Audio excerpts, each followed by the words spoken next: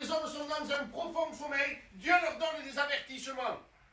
Et ce soir, je ne voudrais choquer personne. Ce que je veux, c'est que tu réalises que tu es devant la parole de Dieu et que tu as besoin de rencontrer Jésus. Il est le seul, il est l'unique qui a pu changer ma vie.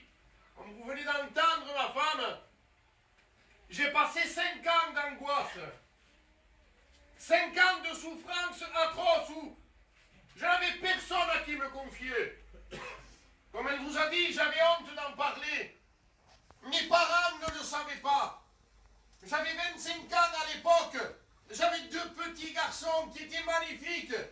Et je ne pouvais même pas me les apprécier. 5 ans sans pouvoir dormir.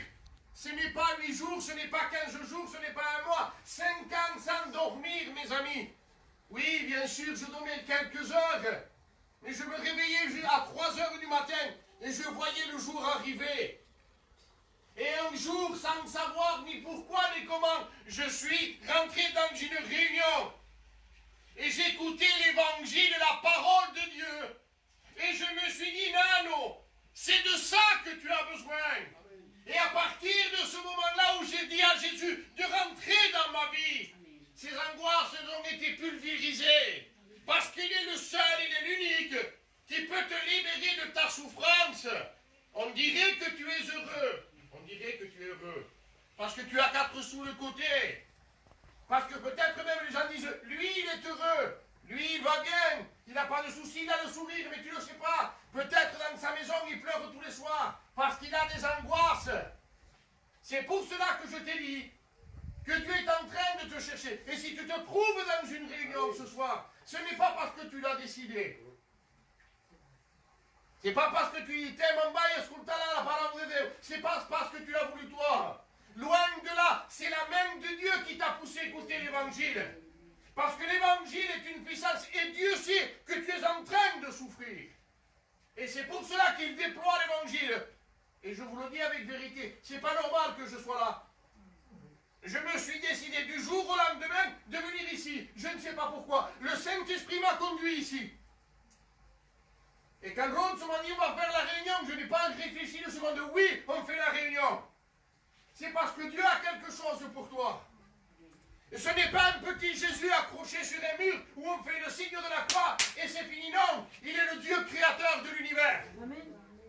Et il se trouve là dans cette réunion ce soir. La Bible dit qu'il donne des ordres sur la terre et sa parole elle court avec rapidité. Il peut changer ce soir le cours de ta vie. Il peut te redonner ce que tu as perdu. Amen. Je te le certifie devant la parole de Dieu. Qu'il peut te redonner ce que tu as perdu. Ce que le monde dit, c'est fini. Dieu n'a pas dit son dernier mot. La Bible me dit que le soleil sait quand il doit se coucher. C'est inimaginable le texte. Il se trouve dans le psaume 104 au verset 19. Le soleil sait quand il doit se coucher. C'est pas bizarre ça? Vous savez pourquoi? Parce que Dieu lui a dit. Et quand Dieu parle, on ne peut pas résister. Ça fait 6 000 ans, 8 000 ans, 10 000 ans que Dieu lui a dit au soleil qu'il va te coucher à telle heure. Et depuis que Dieu lui a dit, il ne peut pas résister à l'ordre de Dieu. Dieu est créateur de l'univers. Et quand il prononce quelque chose, c'est pour l'éternité. Il prononce ce soir la délivrance pour toi, pour toute l'éternité. Il peut te libérer de toute souffrance ce soir. De tout péché qui a caché au fond de ton cœur, que personne sur la terre ne le sait. Dieu te connaît parfaitement. La Bible dit quand j'étais une masse informe, quand j'étais dans le ventre de ma mère, tes yeux me voyaient, les yeux de Dieu me voyaient. Et sur ton livre était tout écrit les jours qui m'étaient destinés avant qu'aucun d'eux n'existe. C'est-à-dire que Dieu connaît le début et la fin de ta vie. Et il te permet dans des moments comme ça d'écouter l'évangile. Il est en train de réveiller ta conscience. Parce que la Bible me dit dans 2 Corinthiens 4 que le Dieu de ce siècle, ce n'est pas un instrument, ce n'est pas une bouteille. Hein. Ce n'est pas un pasteur. Le Dieu de ce siècle aveugle l'intelligence des hommes pour qu'ils ne voient pas resplendir la gloire de Dieu. Et la gloire de Dieu ce soir, c'est l'évangile, c'est la parole de Dieu. Je voudrais t'amener ce soir à ce que tu crois. Je veux créer ce soir dans ton cœur la foi que Dieu peut changer les choses. Pourquoi Dieu a dit que la terre produise de la verdure? Dès qu'il a prononcé, ça a été instantané. Et ça fait 6 000 ans que la terre elle produit de la verdure. Vous pouvez passer des tondeuses, vous mettre du désherbant, tout ce que vous voulez. C'est trop fort quand Dieu parle. On ne peut pas l'arrêter quand il parle. Il a prononcé dans une réunion, non, je te libère. Et depuis qu'il a prononcé, ça fait 25 ans que je suis libre. Amen. Et 25 ans que je suis heureux de le connaître. Il y a des problèmes. On n'est pas hors du problème. J'ai des soucis, il y a des choses sur la tête. Mais je sais où je vais. Amen. Si celui-là, il s'arrête, je sais que je m'en vais avec Jésus. Mais toi, si ton cœur s'arrête, où tu vas? La Bible dit que celui qui descend au séjour des morts ne remontera plus. Tu ne peux plus revenir sur la terre. C'est pour cela que Dieu est en train de t'avertir. Dieu est en train de te tendre la main.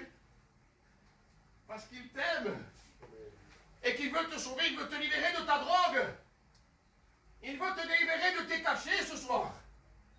Il veut te libérer de tes passions. La Bible dit que les mauvaises pensées sont en horreur à l'Éternel. Tout ce que tu penses est écrit.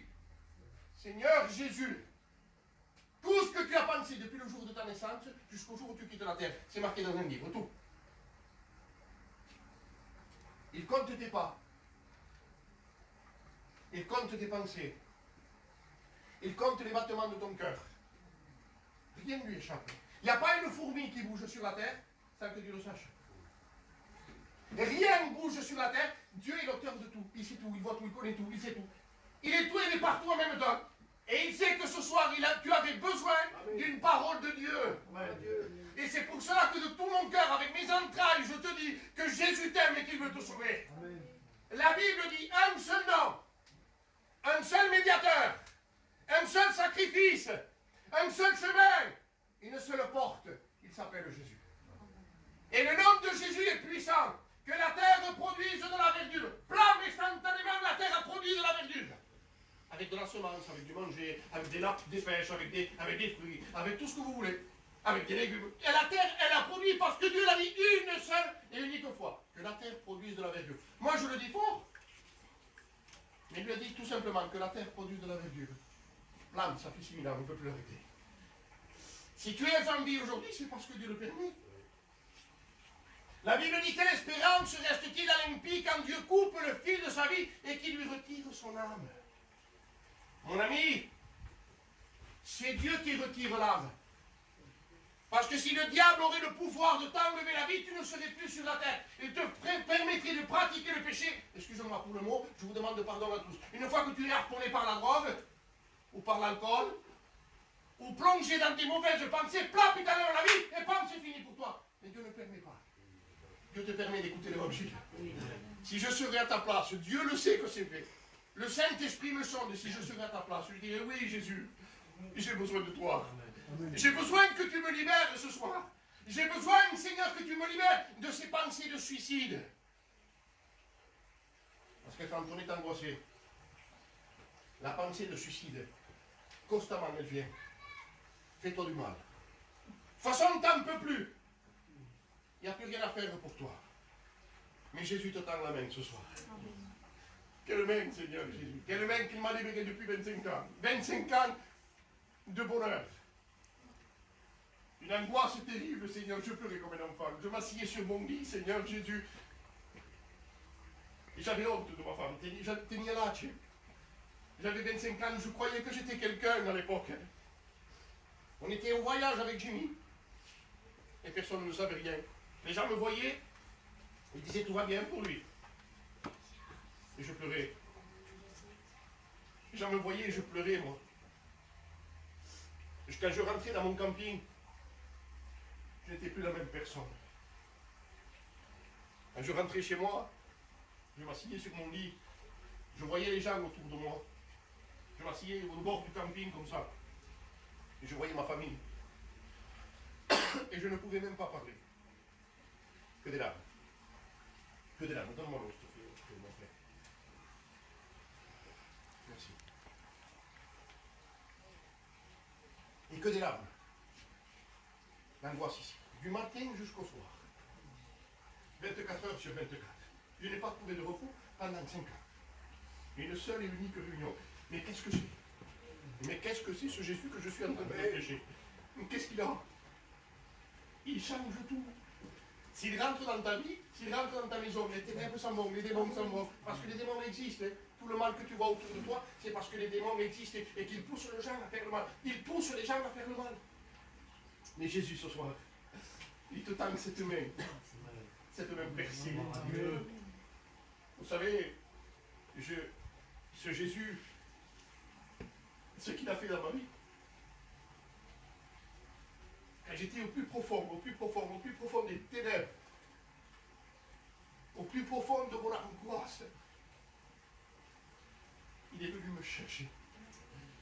Dans une petite réunion où je l'ai pris l'autre jour en vidéo, là, je l'ai là. Je suis allé à Aubenas, et une réunion il y a 25 ans en arrière. Elle existe encore, il y a encore le pupitre dedans. Et je me suis sauvé du Seigneur, c'est là que tu m'as libéré. Et Jésus veut te libérer ce soir. Amen. Amen. Je te le dis avec des larmes.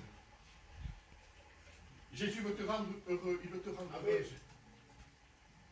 Il n'a qu'à prononcer pour toi. Il nous a inauguré le chemin. Vous savez, quand les artistes vont rentrer dans quelque part, il leur faut un tapis rouge. Vous le savez ça? Les artistes, il faut un tapis rouge pour rentrer à l'Élysée. Il faut un tapis rouge pour des présidents. Parce qu'il faut qu'ils rentrent dans un lieu. Lui, pour nous, il a fait un tapis rouge avec son sang pour que tu puisses rentrer dans le ciel. Amen. Il s'est vidé de son sang. Il est venu mourir sur cette croix. On l'a flagellé, on l'a frappé, on lui a craché au visage, on lui a arraché la barbe. On lui a planté une couronne d'épines sur sa tête. Et les épines en Israël, je le sais parce qu'un frère, je l'ai entendu d'un frère. Elles font entre 6 et 8 cm. Et c'est des épines venimeuses. C'est pour cela que la Bible dit qu'il n'avait plus le visage de l'homme. Parce que ça faisait de l'odème, il gonflait. Et les gens le regardaient, si tu es le Fils de Dieu, descends de la croix. Ça, c'était le diable qui voulait qu'il descende de la croix. Parce que s'il savait que s'il allait jusqu'à la mort de la croix, il pouvait te sauver. Et il peut te sauver ce soir. Amen. Ne pars pas loin de Dieu. La Bible. Pour qu'il trempe le bout de son doigt dans l'eau et me rafraîchisse la langue, car je souffle cruellement dans cette flamme. Et la Bible dit, souviens-toi, mon enfant, que tu as reçu tes biens pendant ta vie et que Lazare a eu les maux pendant la sienne. Maintenant, il est consolé, toi tu souffres. D'ailleurs, il y a entre nous et vous un grand abîme, afin que ceux qui vous dépassent d'ici vers vous de la nous ne puissent le faire. C'est-à-dire que quand tu quittes la terre, et tu devras passer devant le tribunal des assises célestes, devant ce Dieu créateur que quand il parle, il change les choses. Et il prendra tout ce qui est écrit sur ta vie. Devant les anges, devant les archanges, devant les chérubins, devant les séraphins, devant toute l'armée des cieux, Dieu prendra le fil de ta vie, il prendra tout ce qui est de ta vie, et il regardera, et il prononcera devant tout le ciel tout ce que tu as fait sur la terre.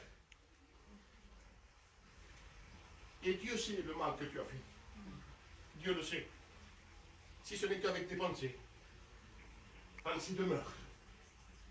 Pensées d'autre chose, il y a des voyageurs, et je respecte. Il y a des paroles que je ne peux pas dire parce que je respecte les gens. Mais Dieu sait le mal que tu as fait à l'évangile. Et Dieu regardera, est-ce qu'il a écouté l'évangile? Oui! Est-ce qu'on a fait des réunions dans sa maison, dans son camping ou dans son terrain? Oui! Au dernier souffle de sa vie, est-ce que cet homme ou cette femme, elle a accepté Jésus? Non! La Bible dit, prenez-le, liez-le, et jetez-le dans les ténèbres du dehors. Là où il y aura des pleurs et des grincements dedans, pour toute l'éternité. Où 100 milliards d'années seront passées et une seconde ne sera pas entamée. Tu vas aller dans ce lieu? N'enregistre plus, ma femme, je veux dire quelque chose.